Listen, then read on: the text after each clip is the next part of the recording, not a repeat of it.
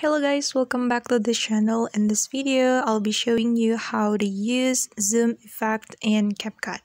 Alright, the first thing you should do is open your CapCut and then import your video. And then after you import your video, you have to click on effects option on the bottom of your screen. And then choose video effects right here. And then you have to click on lens effect. It's over here, and choose zoom lens. It's right here. Okay, click on zoom lens and then click this check mark to add the effects to your video, and we can adjust the length like this. Alright, let's check it.